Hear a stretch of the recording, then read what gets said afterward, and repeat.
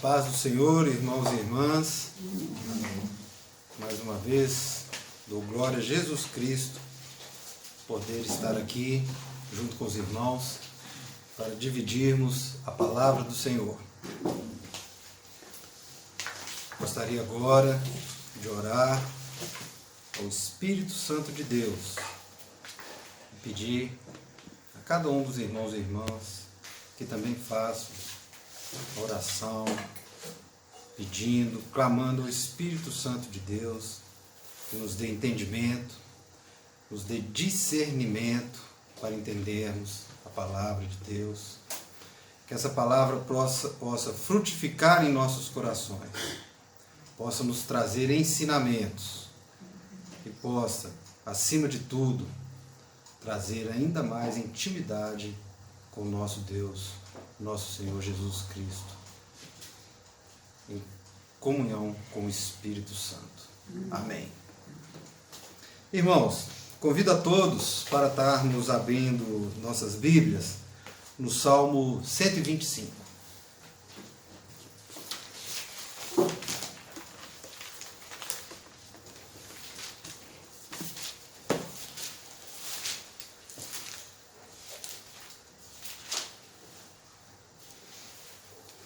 Salmo 125, que está com o nome de Fé Inabalável.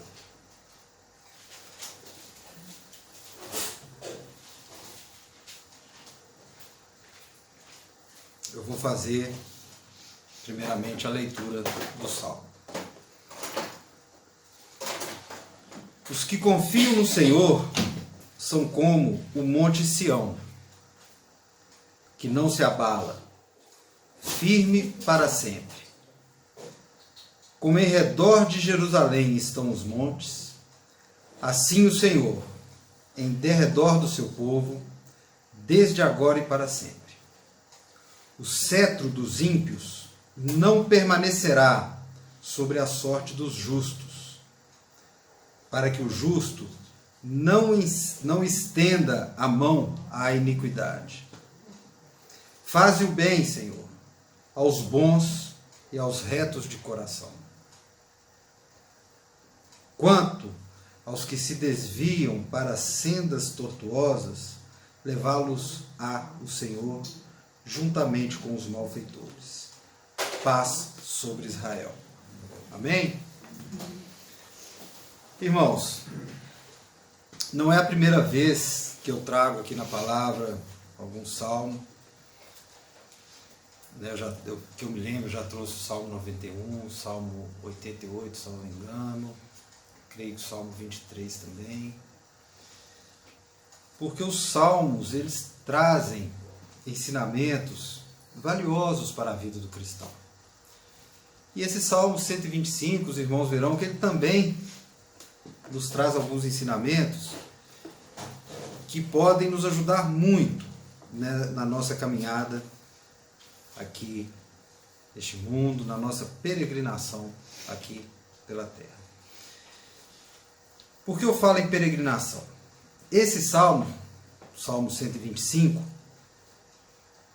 né, a Bíblia não nos traz o seu autor, então nós não sabemos quem escreveu esse salmo, mas sabemos que esse Salmo 125, ele faz parte de um conjunto de salmos chamados Salmos de Romagem, que é do Salmo 120 ao Salmo 134. O que são os Salmos de Romagem? Esses salmos são salmos que os judeus, o povo de Israel, nas peregrinações que eles faziam, né, para Jerusalém, nas festas judaicas, né, porque nós sabemos que pela antiga lei de Moisés, os judeus eles tinham a obrigação de ir até Jerusalém, pelo menos uma vez por ano, nas festas, né, que estavam na lei, que é a festa Pentecoste, a festa da Páscoa, a festa dos pães asmos. E os peregrinos, né, eles iam para essas festas, vindo de todas as partes, eles iam se encontrando pelo caminho e seguindo juntos, em romaria. É dessa prática dos judeus que veio o conceito de romaria, de peregrinação. Então eles iam caminhando em romaria até Jerusalém. Naquela época, né, não existia avião, não existia trem, era tudo a pé. Então eles iam andando, caminhando e louvando ao Senhor através dos salmos, cantando e louvando. E, com todo os estudos históricos, né, os achados, né, quando foram encontrados salmos, esses salmos eles foram encontrados em livretos, não sei qual seria a estrutura, né, de anotação, mas historicamente considerou esses salmos, do Salmo 120 ao Salmo 134, como salmos de romagem, então, onde os judeus iam cantando e louvando a Deus. E nesses salmos eles expressavam todos os tipos de sentimentos, né, que nós seres humanos temos, mas que eles também experimentavam naquela época. Então, dentre esses salmos de romagem, nós temos salmos que falam de medo, salmos que falam de expectativa, alegria, dúvida, tristeza, esperança, ou seja, vários sentimentos, né, inerentes a nós seres humanos. Então eles iam expressando seus sentimentos e louvando e agradecendo a Deus durante essas romarias. E este Salmo 125, especificamente, que eu vou estar falando sobre ele aqui hoje, é um salmo de encorajamento. Os irmãos verão que o texto desse salmo é um salmo que foi feito para encorajar na época os judeus e hoje nós cristãos, em momentos de adversidade, em momentos difíceis, em momentos de tribulação, pelos quais todos nós passamos. Nós sabemos que o crente, ele também passa por momentos difíceis. Todos nós passamos. O pastor Totó, né, no culto de semana passada, também falou muito bem sobre essa temática, de como que nós também estamos sujeitos, né, como cristãos, mas também seres humanos, estamos sujeitos às nossas emoções, aos nossos sentimentos. Saímos do culto aqui, eu e a Maristela fomos conversando, falando sobre isso, né? Que o cristão, ele também passa por momentos de dificuldades, também passa por momentos de sofrimento, de angústia, né? E nós sabemos que isso faz parte da vida. Isso faz parte da nossa vida. E quem prega o contrário, quem prega que ser cristão é ficar livre de toda dificuldade, ficar livre de toda adversidade, ficar livre de toda dificuldade, não prega o que está na Bíblia. A Bíblia nos mostra justamente o contrário, que sim, que Jesus fala, neste mundo tereis aflição, mas tende bom ânimo, eu venci o mundo. Então este salmo tem essa finalidade, é um salmo de encorajamento, de trazer uma palavra como os irmãos verão aqui durante a explicação do salmo, é um salmo que traz maneiras, formas de nós cristãos, aqueles que cremos em Deus, que cremos em Jesus Cristo, enfrentarmos as dificuldades, enfrentarmos nossas provações, nossas tribulações, que fazem parte da vida, né, de todos nós. Então vamos lá.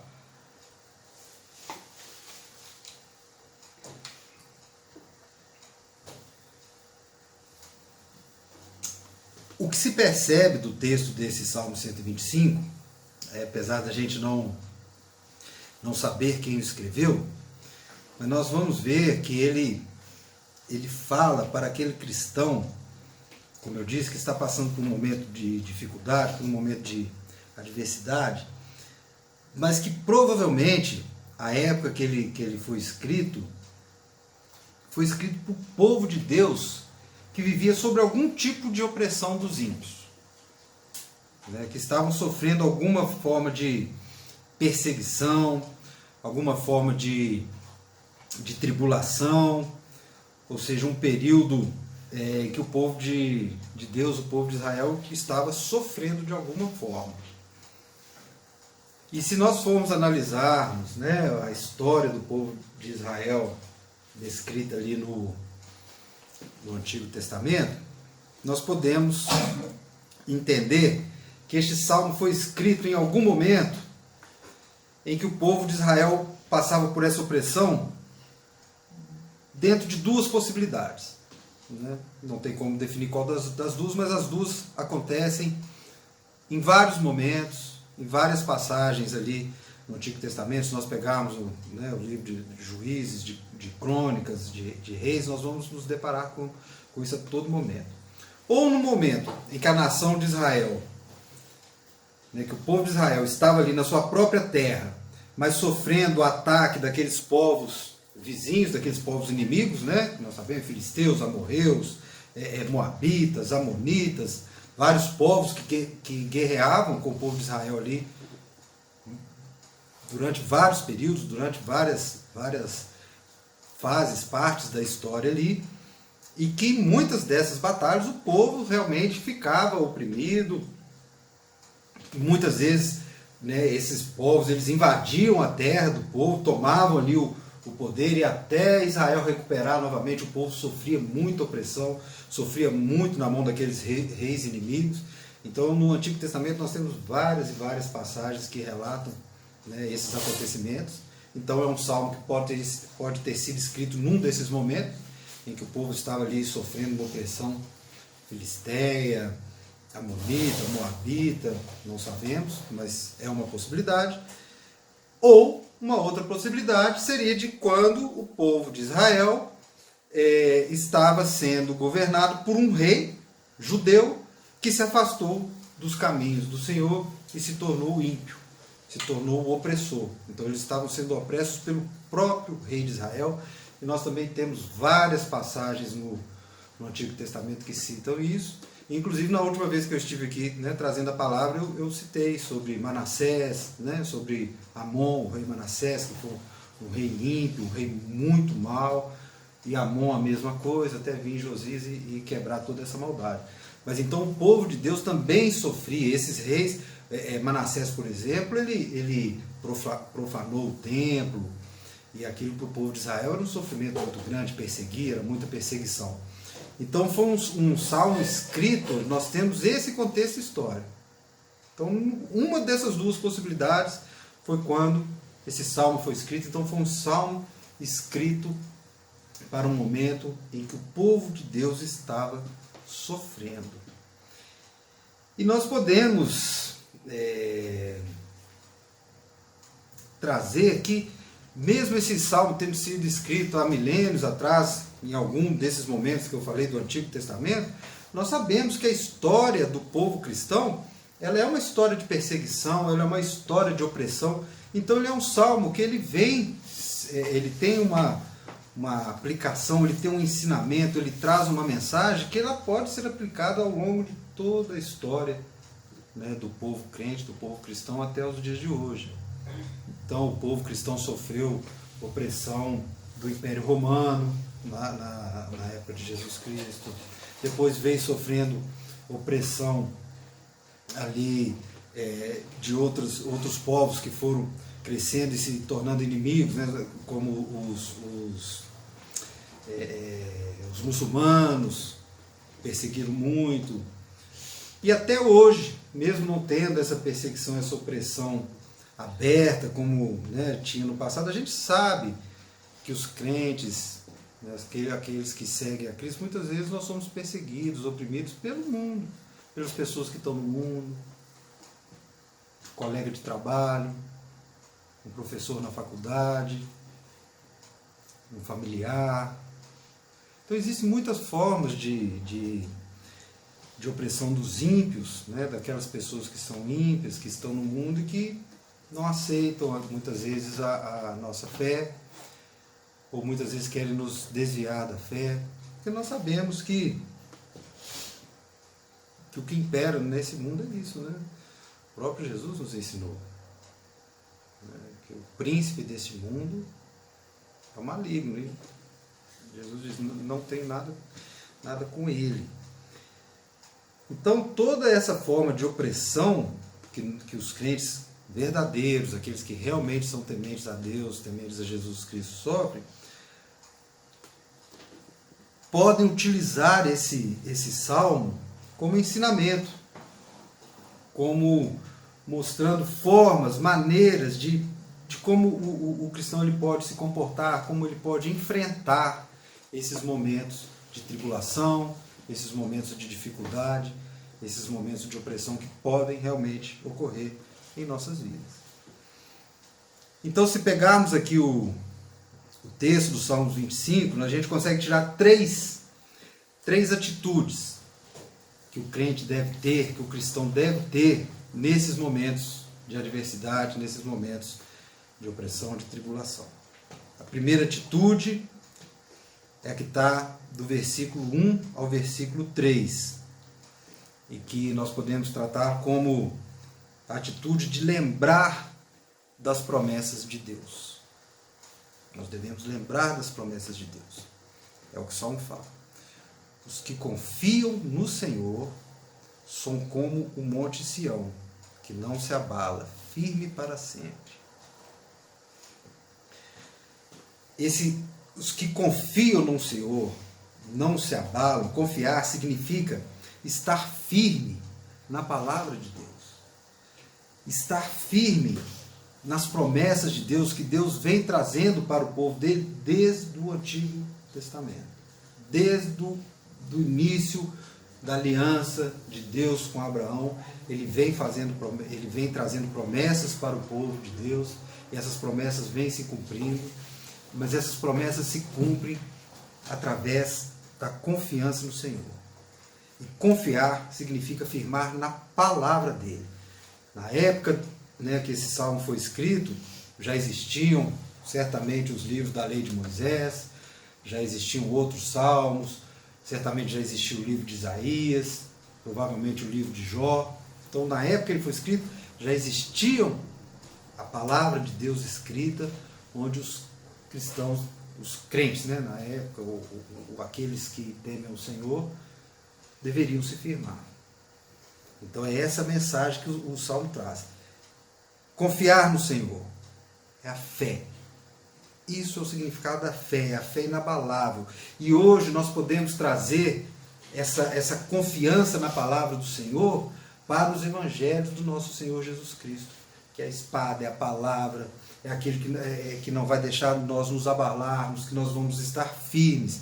Porque, irmãos, em momentos de dificuldade, em momentos de tribulação, é na palavra de Deus, é no Evangelho de Jesus Cristo que nós encontramos respostas para as nossas aflições, que nós encontramos as respostas para enfrentarmos aquela dificuldade, é onde encontramos refrigério, é onde que nós encontramos paz, a calma, para poder entender o momento difícil que nós estamos passando, para poder entender aquela tribulação que nós estamos passando, mas que apesar de toda dificuldade, que apesar de todo sofrimento, existe um Deus que está lá em cima cuidando de nós. E que tudo que está acontecendo acontece sob a permissão, sob o controle, sob o comando dele. Amém. Deus é Deus, até nos momentos de dificuldade. E a palavra nos ensina isso. Quem ensinar ao contrário, falar que o crente, que o cristão, aquele que teme a Deus, não vai passar por dificuldades, não está trazendo a palavra que nós vemos aqui na Bíblia, porque o povo de Deus sofre, o povo de Deus é oprimido, e esse salmo foi escrito num momento de grande opressão para o povo de Deus. Então, nós também estamos sujeitos a isso. Mas é essa fé inabalável, é o viver pela palavra, é essa certeza no cumprimento das promessas de Deus que nos mantém nessa jornada, nessa peregrinação aqui nesse mundo, porque o nosso alvo não está nesse mundo. A nossa busca é pelo reino de Deus, é o reino espiritual. Então, o início do Salmo ele nos mostra essa atitude de sempre estarmos lembrando das promessas do Senhor. E nós podemos, nesse mesmo trecho, tirar aqui, 3 promessas de Deus para a nossa vida. Nessa primeira parte aqui do versículo 1 ao 3. 3 promessas que nós podemos encontrar aqui e que nós temos que estar firmes, confiando em Deus para elas. Primeiro, Deus nos traz a promessa da firmeza. A promessa da firmeza. Onde quando ele fala aqui, que não se abala, firme para sempre.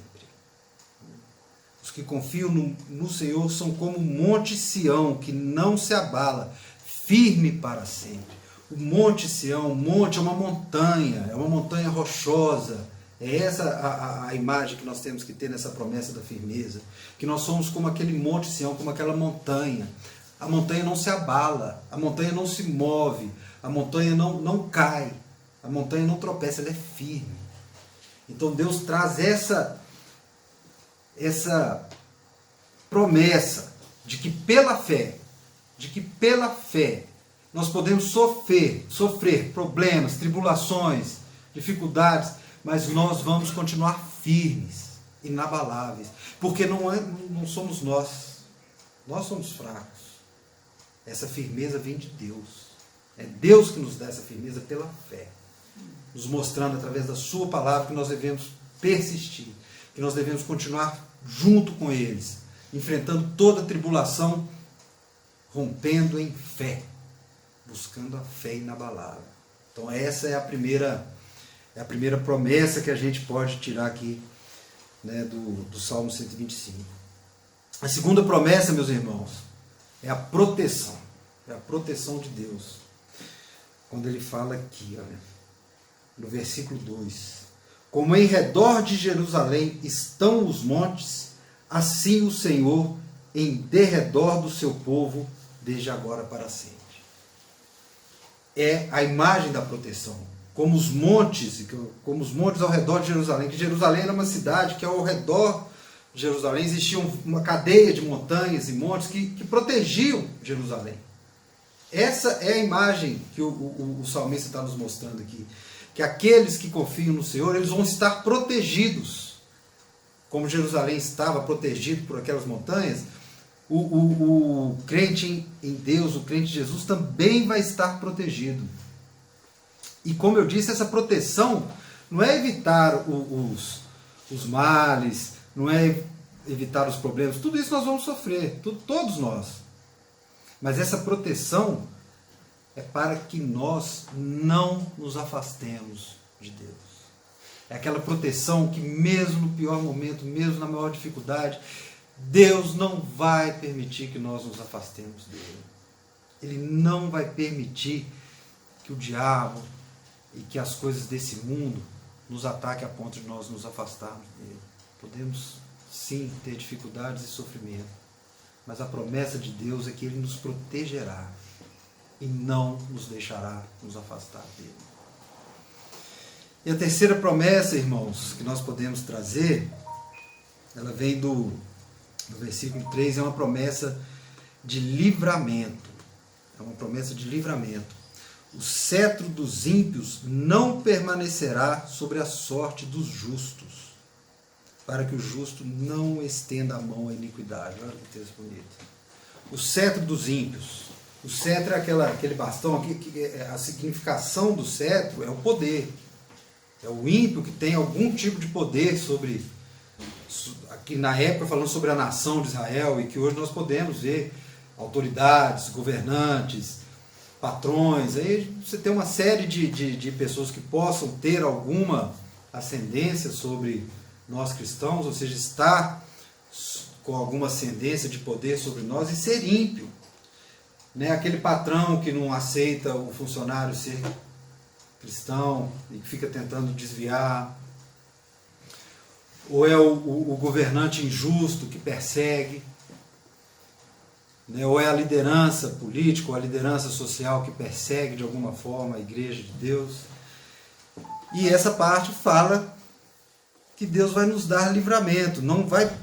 Aqui, olha, o cetro dos ímpios não permanecerá sobre a sorte dos justos. Esse não permanecerá significa o quê? Que mesmo que isso esteja acontecendo, não vai permanecer ao ponto de nós cairmos.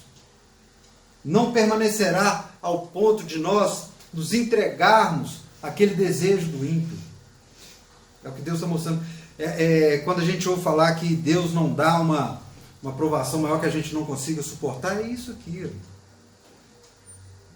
De que mesmo no momento de dificuldade, mesmo no momento de opressão, Deus não vai permitir que essa opressão permaneça até chegar a um ponto insuportável para nós. Ele vai dar uma resposta, ele vai dar um livramento. Jesus também fala sobre isso. Jesus também fala. Se nós formos lá em Mateus 24, 22, olha só aqui, né, quando Jesus fala da grande tribulação, Mateus 24, 22,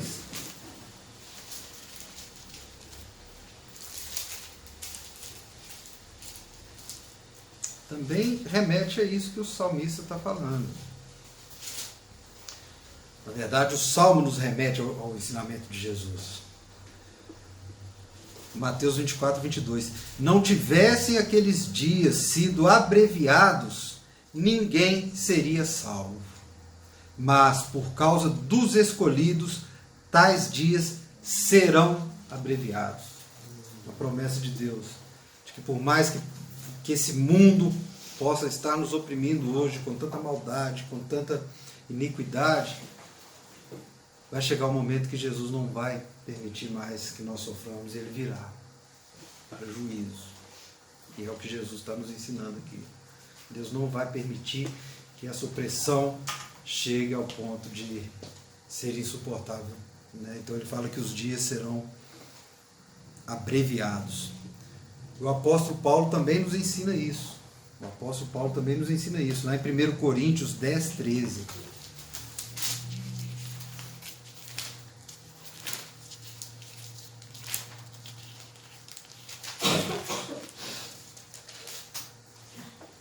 Coríntios 10, 13.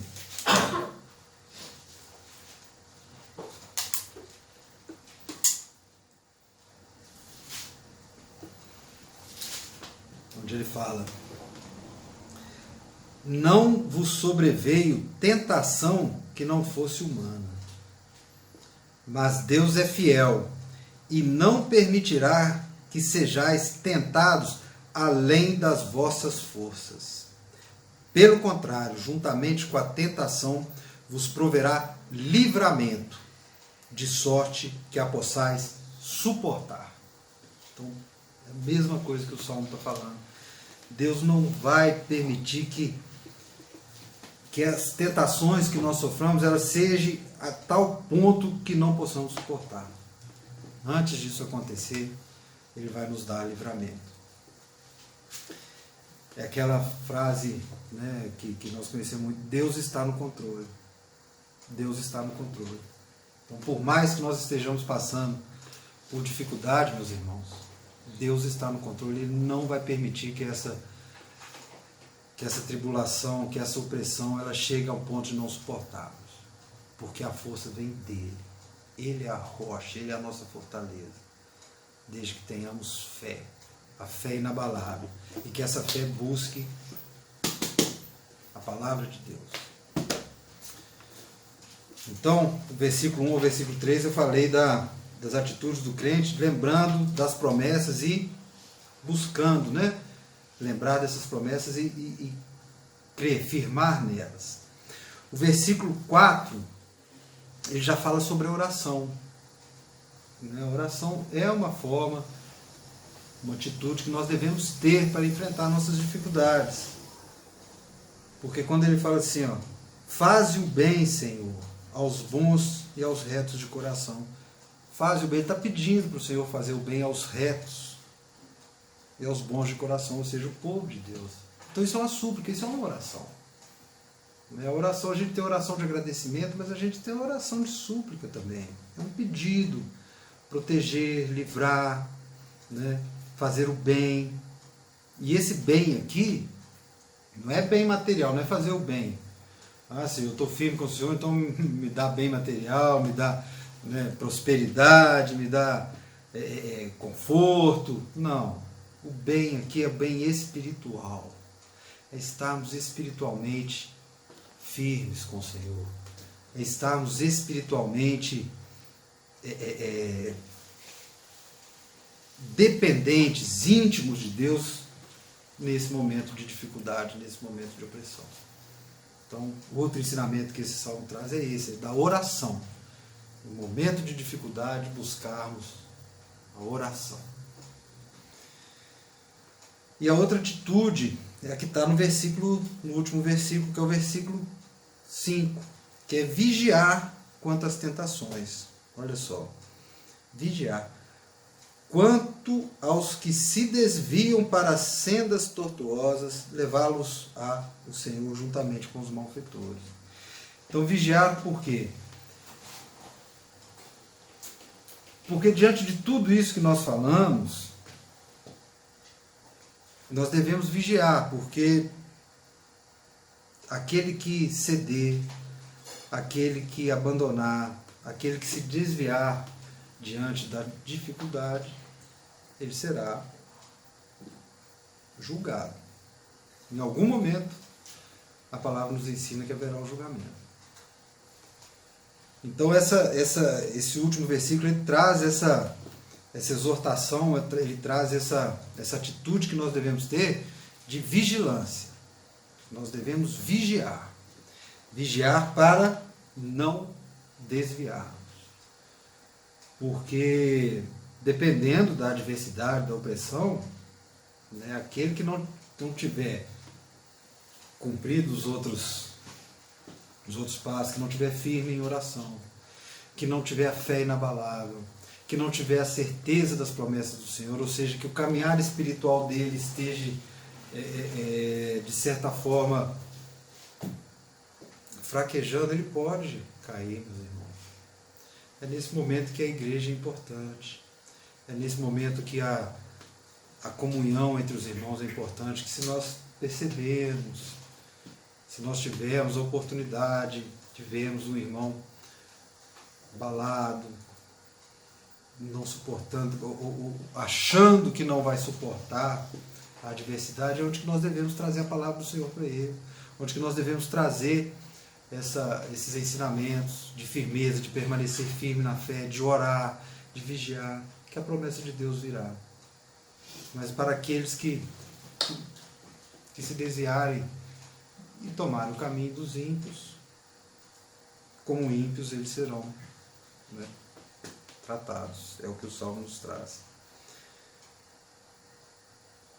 E como eu disse, nós vamos enfrentar muitos ímpios. Hoje eu estudo, faço um novo curso superior e vejo, né, muita filosofia, muita ciência. E às vezes os ímpios eles têm um discurso científico, um discurso inteligente. Nós não precisamos entrar em confronto, mas também não podemos ceder, não podemos cair vamos dizer assim, no canto, né, da impiedade. Devemos entender, mas devemos permanecer.